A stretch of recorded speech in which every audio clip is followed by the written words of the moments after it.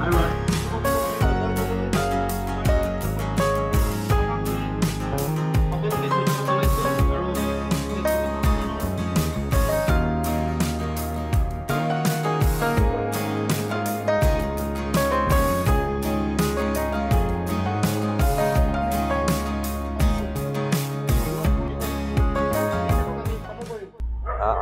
Lahowal press ক্লাবৰ 22 সংখ্যক প্ৰতিষ্ঠা দিৱসলৈ আমাক আমন্ত্ৰণ কৰি অনাৰ বাবে আমি প্ৰথমেই ইয়াৰ সন্থাৰ বিষয়ববীয়াসকলক ধন্যবাদ জ্ঞাপন কৰিছোঁ আৰু সাংবাদিক সন্থাৰ এই প্ৰচেষ্টাক আমি উলগ জনাইছোঁ। তেওঁলোকৰ প্ৰতিষ্ঠা দিৱসত আমি আশা কৰিছোঁ সাংবাদিকসকল যিহেতু একো অঞ্চলৰ দাপোন, গতিকে লাহোৱাল নিচিনা এটি অঞ্চল, পিছপৰা অঞ্চলৰ ভিতৰৰ অঞ্চলসমূহৰ বা বাতৰি ৰাইজৰ মাজত পঠিয়াই দিয়াৰ যি ব্যৱস্থা আপোনালোকে হাতত লৈছে তাৰ বাবে মই সাংবাদিক সন্থাৰ প্ৰতিজন বন্ধু বান্ধৱীক আমি ধন্যবাদ জ্ঞাপন কৰিছোঁ। আশা কৰিছোঁ অকল ঋণাত্মক বাতৰি প্ৰকাশ নকৰি যোগাত্মক যিবিলাক বাতৰি আছে সেইবিলাকো মাজে মাজে ৰাইজৰ মাজত দিব লাগে। ইয়াৰ ভিতৰৰ অঞ্চলৰ ছাত্ৰ ছাত্ৰীসকল, খেলুৱৈসকল যেনেধৰণে তেওঁলোকে কিছুমান সুবিধাৰ পৰা ভিতৰত থকাৰ বাবে কেতিয়াবা বঞ্চিত হয়, তেখেতসকলক আগবঢ়াই নিয়াৰ ক্ষেত্ৰত সাংবাদিকসকলৰ পদক্ষেপ গ্ৰহণ কৰিব লাগে।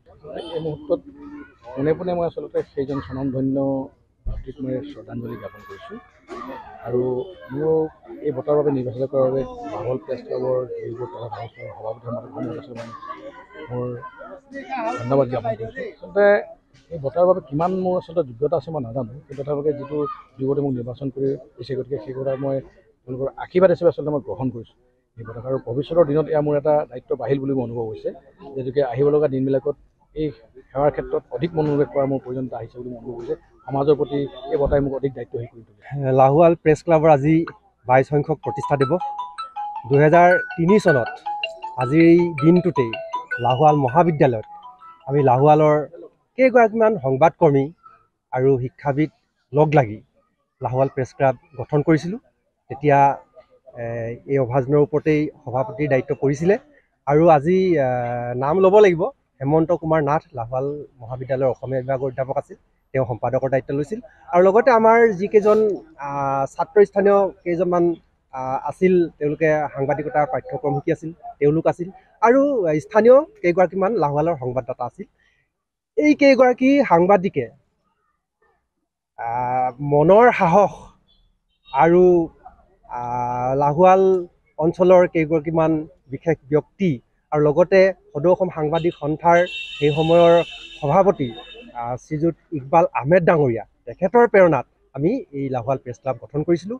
আজি 22টা বছৰ অতিক্ৰম কৰিছে আৰু আজিৰ তাৰিখত গৌৰৱবোধ কৰোঁ যে লাহোৱাল প্ৰেছ ক্লাবৰ সদস্য সংখ্যা 20ৰো অধিক, অৰ্থাৎ 22-25 গৰাকীকৈ বৈদ্যুতিন মাধ্যম, ছপা মাধ্যমকে আদি কৰি পৰ্টেল, সকলোবিলাক মাধ্যমৰ সাংবাদিকে আজি লাহোৱাল প্ৰেছ ক্লাব গীজগীজাই আছে।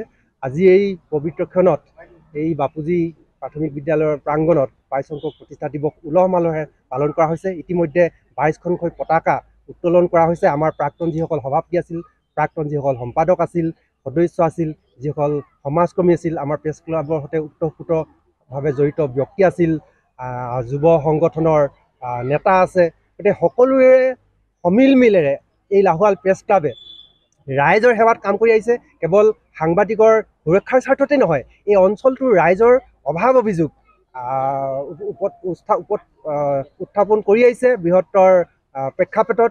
লগতে ছাত্ৰ ছাত্ৰীৰ কাৰণে, দুৰ্দশাজনৰ কাৰণে বা কোনোবা ৰোগাক্ৰান্তজনৰ কাৰণে, আক্ৰান্তজনৰ কাৰণে, বানাক্ৰান্তসকলৰ কাৰণে, সকলোৰ কাৰণে পাৰ্যমানে এই লাহোৱাল প্ৰেছ ক্লাবে কিন্তু সমাজ সেৱা আগবঢ়াই আহিছে। গতিকে মই এই পবিত্ৰ ক্ষণত মই লাহোৱাল প্ৰেছ ক্লাবৰ বৰ্তমানৰ সভাপতি, সম্পাদক প্ৰমুখ্যে, প্ৰাক্তন যিসকল সভাপতি সম্পাদক হৈছে, সদস্য হৈছে আৰু এই লাহোৱাল প্ৰেছ ক্লাবতে অংগাংগীভাৱে জড়িত হৈ আছে, সকলোলৈকে আজি শুভেচ্ছা জ্ঞাপন কৰিছোঁ আৰু আশা কৰিছোঁ অনাগত দিনবিলাকত লাহোৱাল প্ৰেছ ক্লাবে ইয়াৰ গৌৰৱ উজ্জ্বল যাত্ৰা অব্যাহত ৰাখিব। 22 বছৰ আগত লাহোৱাল প্ৰেছ ক্লাবৰ এজন প্ৰতিষ্ঠাতা মেম্বাৰ হিচাপে যিটো কাম আগবঢ়াইছোঁ, আজি মই ধন্যবাদ যাচিছোঁ সকলো সাংবাদিক যিসকল লাহোৱাল প্ৰেছ ক্লাবৰ অন্তৰ্গত হৈ নিজৰ কাম আগবঢ়াই লৈ গৈছে, তেখেতসকলকে ধন্যবাদ। আৰু এই 22 বছৰ অতিক্ৰম কৰাৰ কাৰণে মই নিজকে গৰ্ববোধ কৰিছোঁ আৰু অহা 2 বছৰৰ মাজত চিলভাৰ জুবিলি হ'ব।